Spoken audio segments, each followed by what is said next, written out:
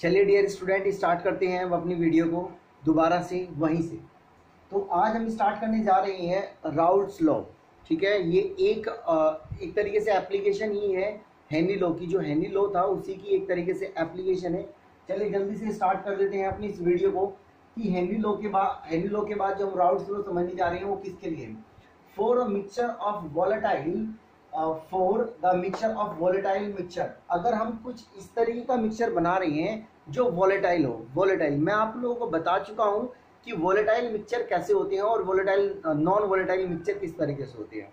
अगर आप एक बार ध्यान से दोबारा से सुने तो वॉलेटाइल मिक्सचर कैसे होते हैं। तो वॉलेटाइल मिक्सचर वो वाले मिक्सचर होते हैं जिसके अंदर जो अगर हम उनको हीट करते हैं, ऐसे मिक्सचर्स या ऐसे लिक्विड या ऐसे कंपाउंड्स, कोई भी इस तरीके का लिक्विड हो या फिर गैस हो, वो ऐसा अगर उसको हम हीट करें, हीट करने के बाद जल्दी से वेपर में बदल जाए, वेपर फेज में आ जाए, उनको हम वॉलेटाइल बोलते हैं।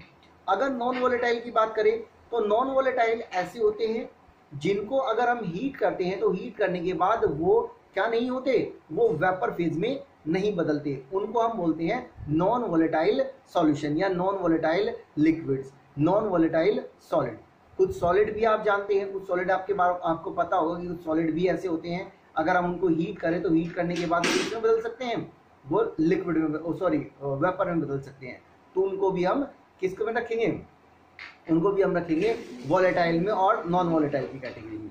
एक बात और मैं आपको बताता हूँ, जो राउल्ट्स लॉ हम ये समझने जा रहे हैं, इस राउल्ट्स लॉ में जब हमने देखा था solubility of a gas in liquid, तो हमने स्टडी किया था हेनरी लॉ को। हमने स्टडी किसको किया था, हेनरी लॉ को। लेकिन यहाँ पर जो हम राउल्ट्स लॉ के बारे में स्टडी करेंगे तो ये राउल्ट्स लॉ स्टडी किसके बारे में, मतलब किसके बारे में एक्सप्लेनेशन देता है। ये देता है कि अगर किसी लिक्विड या सॉलिड को किसी अनदर लिक्विड के अंदर डिसोल्व किया जाता है, सॉल्युबल किया जाता है, तो उसके लिए जो लॉ काम करेगा, उसके लिए जो प्रिंसिपल काम करेगा, उसके लिए जो हम तरीका देखेंगे क्या उस पर लॉ काम करता है, तो वो काम करता है राउल्ट्स लॉ। डन है यहाँ तक बात। उस पर कौन सा काम करता है, राउल्ट्स लॉ काम करता है। अब हम ये मानकर चल रहे हैं यहाँ पर कि जो फेज हम ले रहे हैं, फेज हमारा इसका मतलब ये है कि लिक्विड जो है, लिक्विड फेज जो है, और अगर वो लिक्विड फेज है तो इसका मतलब वो सॉल्वेंट का काम कर रहा है। क्योंकि हमारे इस चैप्टर के अंदर जो स्टडी करनी है हमें, मैंने आपको पहली क्लास में बताया, सॉल्यूशंस गैसेज स्टेट के भी हो सकते हैं, सॉल्यूशन लिक्विड स्टेट के भी हो सकते हैं, सॉल्यूशन और सॉलिड के भी हो सकते हैं। मतलब सॉलिड के भी सॉल्यूशन बन सकते हैं, गैस के बन सकते हैं और लिक्विड के बन सकते हैं, तीनों स्टेट्स के बन सकते हैं। हमें तीनों स्टेट के बारे में अपने सिलेबस में स्टडी नहीं करना है, हमें सिर्फ स्टडी करनी है लिक्विड सॉल्यूशंस के बारे में। समझ गए गाइस, आई होप सो इतनी बात समझ में आई। तो हम लिक्विड सॉल्यूशंस के बारे में जब स्टडी कर रहे थे तो उसमें स्टडी करते हुए हम अब आ जाते हैं कि अगर किसी लिक्विड के अंदर डिसॉल्व किया जाए किसी अनदर लिक्विड को, या सॉल्युबल किया जाए किसी अनदर लिक्विड को, और किसी सॉलिड को उसमें सॉल्युबल किया जाए, तो उसके लिए क्या लॉ काम करेगा। देखो इसने कहा for mixture of a volatile mixture, ऐसा मिक्सचर जो वॉलेटाइल हो, राउल्ट्स लॉ इस पर काम करता है। इसमें बताएगा the partial vapour pressure of a volatile component, partial vapour pressure of a volatile component, कि दोनों के दोनों जो सॉल्यूशन बना है उसमें जो वॉलेटाइल कंपोनेंट है, दोनों को वॉलेटाइल मानकर चल रहे हैं हम। कौन से वाले को, सॉल्यूट वाले को और सॉल्वेंट को, क्योंकि हमें कौन सा पढ़ना है, बाइनरी सॉल्यूशंस के बारे में स्टडी करनी है। किसके बारे में, बाइनरी सॉल्यूशन। तो इसने कहा था partial vapour pressure of a volatile component of solution is equal to the product of vapour pressure. जो वॉलेटाइल कंपोनेंट होगा उसका पार्शियल प्रेशर बराबर होगा equal to the vapour pressure of the pure component.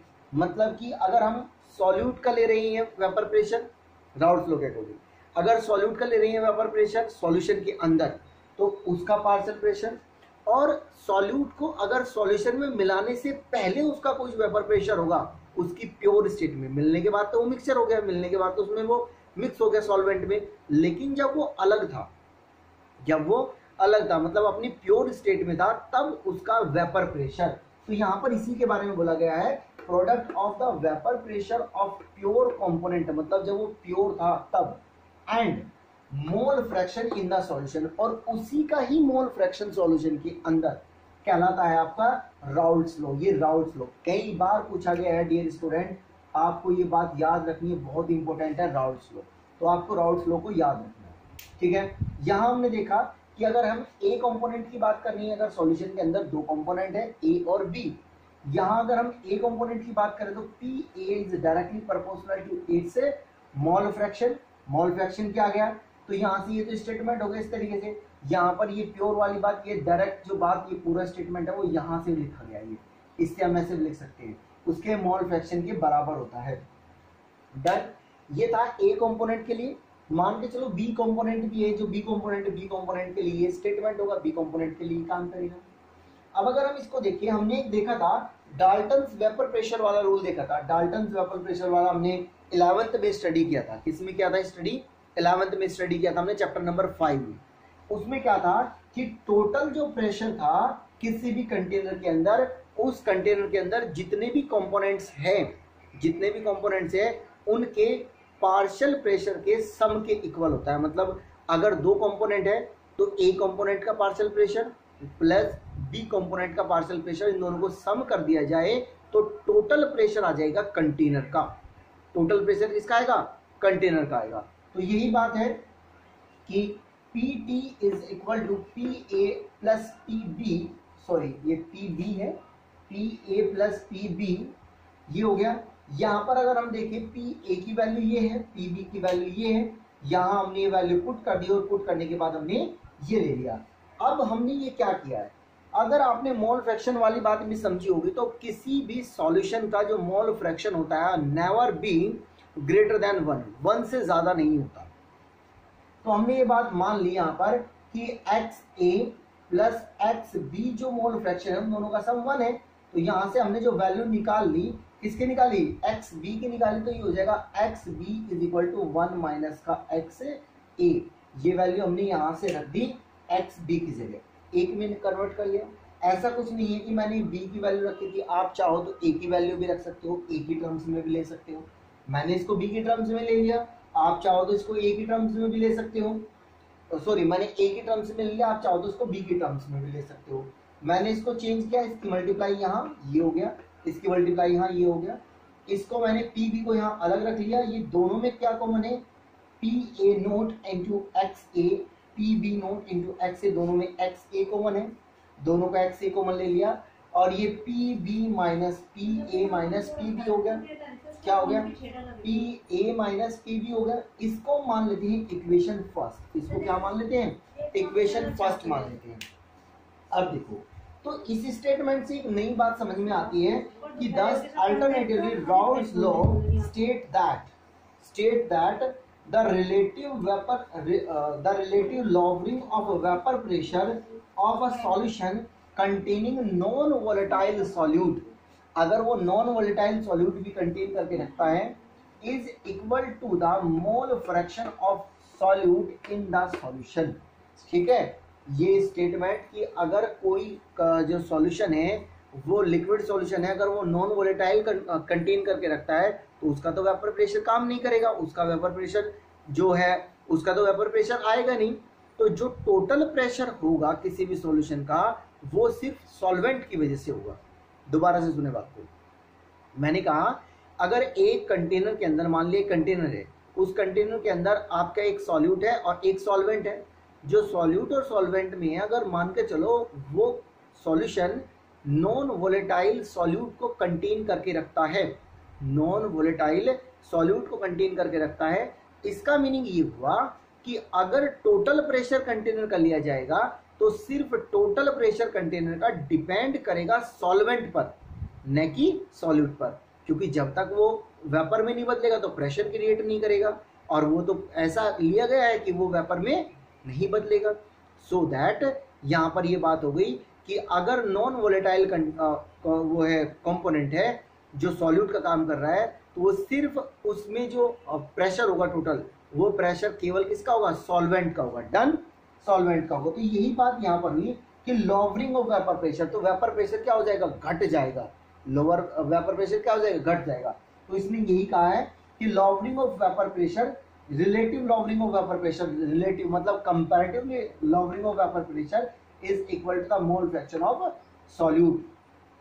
ठीक है, तो यहाँ पर इसको लिखा गया पी नोट माइनस का P upon P naught is equal to n upon n minus का एन। जो यहाँ पर ये है कि पी नोट माइनस का पी, ये है रिलेटिव वेपर प्रेशर, या सॉरी लॉवरिंग वेपर प्रेशर, ये लॉवरिंग वेपर प्रेशर। और जब इन दोनों को इस तरीके से लिखा गया तो ये होगा रिलेटिव लॉवरिंग वेपर प्रेशर। देखो ये पूरी की पूरी टर्म, ये फुल टर्म कहलाती है रिलेटिव लॉवरिंग वेपर प्रेशर। और ये देखो ये ऊपरले वाले टर्म जो मैं ये कर रहा हूँ, ये वाली टर्म, ये है लॉवरिंग वेपर प्रेशर की वेपर प्रेशर में कितने की कमी हुई, वेपर प्रेशर में कितनी कमी हुई, और कंपेयर किया गया, तुलना की गई इस तरीके से। तो ये मोल फ्रैक्शन के बराबर आया, उस कंपोनेंट के मोल फ्रैक्शन के बराबर आया। ऊपरले वाले इस स्टेटमेंट का ये थिंकिंग है। नोट करके हमने एक बात लिखी हुई है कि pure liquid always have greater vapour pressure that of solution. जो प्योर लिक्विड होता है, कोई भी प्योर स्टेट में अपना कोई लिक्विड है वो वोलेटाइल है, उसका वेपर प्रेशर जो होगा वो सॉल्यूशन के कंपैरिजन में ज़्यादा होगा। सॉल्यूशन के कंपैरिजन में कैसा होगा, ज़्यादा होगा। तो ये था स्टेटमेंट राउल्ट्स लॉ का। तो आइए स्टूडेंट अब देखते हैं अपनी बात को आगे। इस बात में कुछ थोड़ी सी और इम्पोर्टेंट चीज़ें देखते हैं। नोट में मैंने कुछ चीज़ें नोट की है, इसमें जो खास बातें लगी मेरे को वो उसमें बहुत अच्छी बात, जिनसे एग्जाम में भी कई बार क्वेश्चंस पूछे गए। पहले मैंने लिखा कि Raoult's law is applicable only very dilute solutions, मतलब कि ये उन सॉल्यूशंस के लिए एप्लीकेबल है जिनके अंदर लिक्विड का अमाउंट ज़्यादा हो, उनके लिए एप्लीकेबल है जिनके अंदर लिक्विड का अमाउंट ज़्यादा हो और सॉल्यूट का अमाउंट कम हो। समझ गए बात को। अब देखते हैं फिर क्या है कि Raoult's law is not applicable to solute which dissociate और एसोसिएट। देखो ये जो दोनों वर्ड है, इन दोनों वर्ड्स के बारे में समझो। डिसोसिएट मीन्स क्या होता है और एसोसिएट मीन्स क्या होता है। अगर हम डिसोसिएट की बात करते हैं तो डिसोसिएट मीन्स होता है टूटना, चीजों का टूटना, और एसोसिएट मीन्स होता है चीजों का मिलना। एसोसिएट मीन्स होता है चीजों का मिलना। इसमें बात ये समझ में आती है कि अगर हम ऐसे सॉल्यूशंस के बारे में स्टडी कर रहे हैं, ऐसे इन राउल्ट्स लॉ को उसके लिए मान के चल रहे हैं, उन सॉल्यूट और उन सॉल्वेंट के लिए मान के चल रहे हैं कि अगर उनको हम किसी पर्टिकुलर टेम्परेचर पर स्टडी करते हैं तो वो मिल ना जाए। मिलने की बात करें, मिक्सिंग की बात नहीं कर रहे हैं। वो बिल्कुल ऐसा ना हो कि वे सॉल्यूट क्या हो जाए, जो मतलब कि applicable to solute does not applicable to solute, ऐसे सॉल्यूट के लिए विच डिसोसिएट, जो टूटे ना, और विच और एसोसिएट, और जो मिले ना। If the liquid solution contain non-volatile solute, then Raoult's law behaves like an equation first।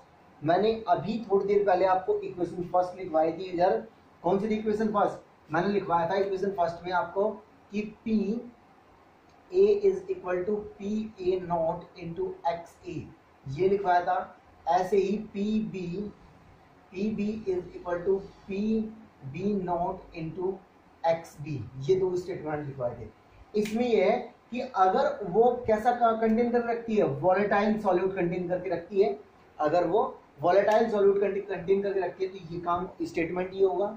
और अगर वो नॉन, अच्छा यहाँ एक साथ एक बात हो रही है कि ग्राफिकली अगर इसको रिप्रेजेंट किया जाएगा तो वो इस तरीके से होगा। यहाँ देखना क्या कि अगर x1 मान के चलो सॉल्यूट है, x1 मान के चलो सॉल्यूट है, तो इसका पार्शियल वेपर प्रेशर जो होगा प्योर स्टेट में वो ज्यादा होगा, ठीक है। इधर मान के चले कि x2 जो सॉल्वेंट है उसका पार्शियल प्रेशर यहाँ पर होगा, ये प्योर स्टेट में ज्यादा। लेकिन जब दोनों को कंबाइन किया गया है तो कंबाइन करने के बाद जो ये वाला जो पॉइंट है, एक तरीके से ये मिक्सचर का वेपर प्रेशर कंटेन कर रहा है, एक तरीके से ये क्या बता रहा है, मिक्सचर का वेपर प्रेशर बता रहा है। और ये वाली बात जो ये लाइन जो रिप्रेजेंट कर रही है, ये टोटल प्रेशर रिप्रेजेंट कर रही है, टोटल प्रेशर की लाइन को रिप्रेजेंट कर रही है कि ये जो है दोनों के सम के बराबर होगा। देख लो ये पॉइंट एक तरीके से इससे भी नीचे है और ये पॉइंट इससे भी नीचे है, तो आप ऐसे इसको समझ सकते हैं। ये कई बार पूछा जाता है। कभी कभी आपसे एक बार एग्जाम में क्वेश्चन आया था कि right the statement of the Raoult's law for non volatile solute. अगर नॉन वोलेटाइल सॉल्यूट के लिए हम राउल्ट्स लॉ को लिखेंगे तो स्टेटमेंट क्या होगा, ध्यान समझना क्या लिखा है मैंने। Whereas liquid solutions containing non volatile solute, अगर liquid solution non volatile solute का कंटेन करके रखते हैं, जैसे कि मान के चलो कुछ सॉलिड ऐसे हैं जो ज़्यादा लंबी उनको हीट भी अगर हम करते हैं और हीट करने के बाद भी वो वेपर फेज में नहीं बदलते, उनके लिए अगर बोला जाए सच एज सॉलिड, जो वोलेटाइल नॉन वोलेटाइल सॉलिड्स है Raoult's law behave as a equation second. जो ये वाली इक्वेशन देखो, ये वाली इक्वेशन सेकंड थी जो मैंने यहाँ नीचे लिखी थी, उसके ये स्टेटमेंट लिखी थी। डन। अगर हम मोलर मास कैलकुलेट करते हैं, molar mass calculate of the solute, तो इस स्टेट में इस जो ये इक्वेशन थी इसको मैंने थोड़ा सोल्व किया है, और सोल्व करने के बाद यहाँ इसमें, क्योंकि जो n होता है, नंबर ऑफ मोल्स जो होते हैं, n इज इक्वल टू होता है given mass upon molecular mass. क्या होता है? Given mass upon molecular mass. बस मैंने इसको इसमें बदलकर इस अलग अलग किया है, और अलग अलग करने के बाद देखो क्या लिखा फिर यहाँ पर, वेयर P नोट माइनस का P is lowering of vapour pressure. ये क्या है? वेपर प्रेशर में कमी कितनी हुई कितनी नहीं हुई, ये लोअरिंग ऑफ वेपर प्रेशर है। P नोट माइनस का P upon P relative lowering vapour pressure, कि कंपैरेटिवली कितना कम हुआ उतना सॉल्यूशन के कंपैरिजन में। Na और Nb number of moles of solute and solvent respectively. क्या है? Number of moles of solute and solvent respectively, ये हो गया। Wa और Wb given masses of solute and solvent respectively, ये क्या है? Given masses of solute and solvent है रेस्पेक्टिवली। और अगर Na और Mb देखें तो molar masses of solute and solvent, Ma हो जाएगा molar mass of solute, Mb हो जाएगा molar mass of solvent. Dear student, ये वीडियो जो आज आपको ये मिली है, इससे अगर आपको कुछ फ़ायदा हो रहा है, कुछ बातें समझ में आ रही है आपको, और अच्छे तरीके से आप कनेक्ट कर पा रहे हैं बातों को, तो प्लीज़ लाइक, शेयर और सब्सक्राइब ज़रूर करें।